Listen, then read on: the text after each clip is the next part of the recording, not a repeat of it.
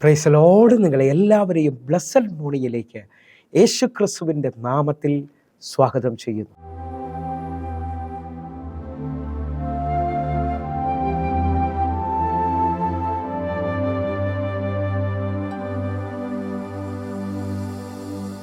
ഇത്ര നല്ല രക്ഷകനായ യേശുവേ, ഇത്രമാം സ്നേഹം നീ തന്നതാ. ഇത്ര നല്ല രക്ഷകനായ യേശുവേ, ഇത്രമാം സ്നേഹം നീ തന്നതാ. എന്തു ഞാൻ നൽകിടും തുല്യമാ, ഏഴയേ നിൻ മുൻപിൽ യാഗമാ. എന്തു ഞാൻ നൽകിടും തുല്യമാ, ഏഴയേ നിൻ മുൻപിൽ യാഗമാ. ഇത്ര നല്ല രക്ഷക യേശുവേ, ഇത്രമാം സ്നേഹം നീ തന്നതാ. ഇത്ര നല്ല രക്ഷക യേശുവേ, ഇത്രമാം സ്നേഹം നീ തന്നതാ. എന്തു ഞാൻ നൽകിടും തുല്യമായി, ഏഴയേ നിൻ മുൻപിൽ യാഗമായി. എന്തു ഞാൻ നൽകിടും തുല്യമായി, ഏഴയേ നിൻ മുൻപിൽ യാഗമായി.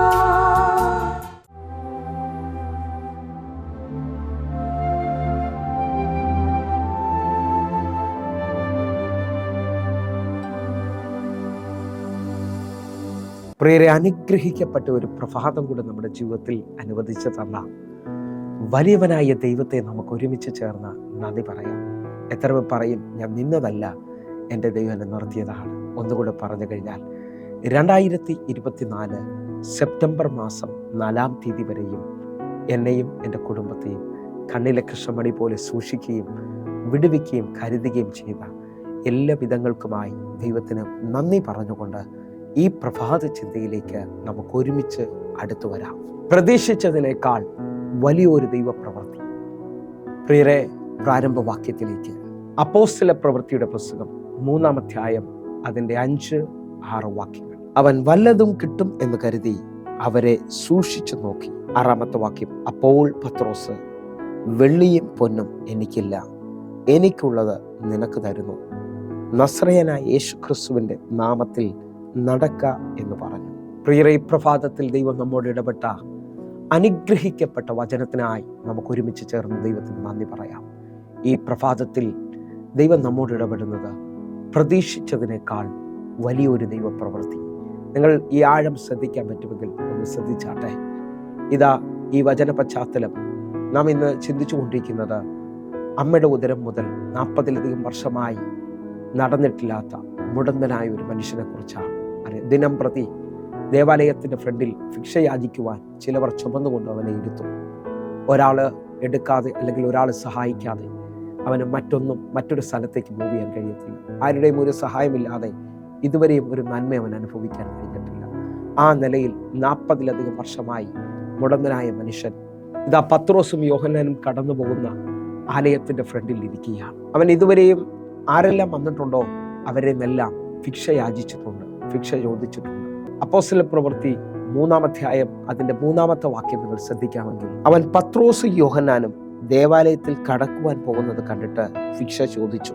ഇതാ പത്രോസും യോഹന്നാനും ദേവാലയത്തിലേക്ക് പോകുമ്പോൾ അവരോട് അവൻ ഭിക്ഷ ചോദിക്കുകയാണ്, എനിക്കെന്തെങ്കിലും തരണം. ആ നിലയിൽ ചോദിക്കുമ്പോൾ 4-ാമത്തെ വാക്യം അവിടെ എഴുതിയിരിക്കുന്നത്, പത്രോസ് യോഹന്നാനോട് കൂടെ അവനെ ഉറ്റുനോക്കി, ഞങ്ങളെ നോക്കുവിൻ എന്ന് പറഞ്ഞു. 4-ാമത്തെ വാക്യം ശ്രദ്ധിക്കുമ്പോൾ അവൻ ചിന്തിക്കുന്നത്, ഞങ്ങളെ നോക്കുവിൻ എന്ന് പറഞ്ഞപ്പോൾ അവൻ എന്തെങ്കിലും പ്രതീക്ഷിക്കുകയാണ്.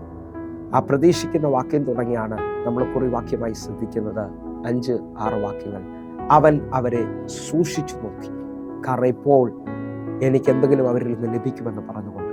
അപ്പോൾ പത്രോസ് പറയാണ്, വെള്ളിയും പൊന്നും എനിക്ക് തരാനില്ല, എനിക്കുള്ളത് ഞാൻ നിനക്ക് തരുന്നു. നസ്രയനായ യേശു ക്രിസ്തുവിൻ്റെ നാമത്തിൽ എഴുന്നേറ്റ് നടക്കുക. എന്നെ ശ്രദ്ധിക്കുന്ന ഓരോ ദൈവമക്കളും ഇന്ന് ഈ വചനത്തെ സ്വീകരിക്കണം. ഇവൻ പ്രതീക്ഷിച്ചത് അവരിൽ നിന്ന് എന്തെങ്കിലും ഒന്നാണ്. എന്നാൽ 40 വർഷമായി അവൻ എഴുന്നേൽപ്പിക്കത്തില്ലെന്നും 40 വർഷമായി അവൻ്റെ ജീവിതത്തിൽ ഒരു മാറ്റമില്ല എന്ന് പറഞ്ഞുകൊണ്ടിരുന്ന ആ രോഗത്തെ ആ സമയത്ത് പ്രതീക്ഷിച്ചതിനേക്കാൾ വലിയൊരു ദൈവപ്രവൃത്തി അവൻ്റെ ജീവിതത്തിൽ സംഭവിക്കുകയാണ്. നിങ്ങൾ എത്ര പേർ ഈ പ്രഭാതത്തിൽ ഇത് സ്വീകരിക്കുവാൻ തയ്യാറാകും? നിങ്ങളെ നോക്കി അറിയാം, ശത്രുവിനൊരു പ്രതീക്ഷ കാണും, ഇവൻ ഇങ്ങനെയാകൂ, ഇങ്ങനെ അവസാനിക്കത്തോളം. നിങ്ങളും അല്ലെങ്കിൽ ആ നിലയിലായിരിക്കാം ഇന്ന് ആയിരിക്കുന്നത്. എന്നാൽ നിങ്ങൾ വിളിക്കുന്ന ദൈവം ഉന്നതന് മുകളിൽ ഉന്നതനാണ്. നാം സേവിക്കുന്നത് വലിയ ദൈവമാണ്. നമുക്ക് വേണ്ടി വലിയ കാര്യങ്ങളെ ചെയ്യുന്ന വലിയവനായ ദൈവം. ഹല്ലേലൂയ. ആ വലിയവനായ ദൈവത്തെയാണ് നമ്മൾ സഹായകനായി കാണുന്നത്. 121-ാം സങ്കീർത്തനം അതിൻ്റെ 2-ാമത്തെ വാക്യം പറയുന്നു, എൻ്റെ സഹായം ആകാശത്തെയും ഭൂമിയും ഉണ്ടാക്കിയ യഹോവയിൽ നിന്ന് വരുന്നു. നിങ്ങൾ ശ്രദ്ധിച്ചു നോക്കിയേ, അപ്പോസ്തല പ്രവൃത്തി 12-ാം അധ്യായം നിങ്ങൾ ശ്രദ്ധിച്ചാൽ, യാക്കോബിനെ കൊന്ന ശേഷം പത്രോസിനെ ഹെരോദാവ് പിടിക്കുകയാണ്. യാക്കോബിനെ കൊന്നത് യഹൂദന്മാർക്ക് പ്രസാദമായി എന്ന് കണ്ടു. ഇപ്പോൾ പത്രോസിനെ കാരാഗ്രഹത്തിൽ സൂക്ഷിച്ചിരിക്കുകയാണ്.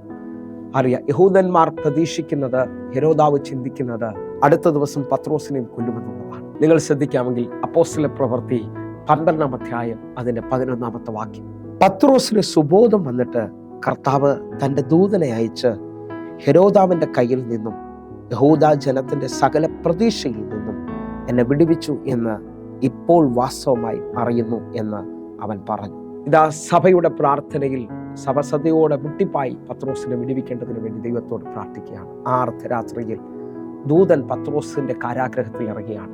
പത്രോസുമായി 1-ാമത്തെയും 2-ാമത്തെയും കാവൽ കടന്ന് പട്ടണവാതിൽക്കുള്ള ഇരുമ്പ് വാതിൽ അവർക്ക് സ്വതമേ തുറക്കുന്നതും കാണാൻ കഴിയുന്നുണ്ട്. ദൂതനെ കൊണ്ട് ഇതാ പത്രോസിനെ പുറത്തു കൊണ്ടുവരികയാണ്. അപ്പോൾ പത്രോസിന് സുബോധം വന്നു.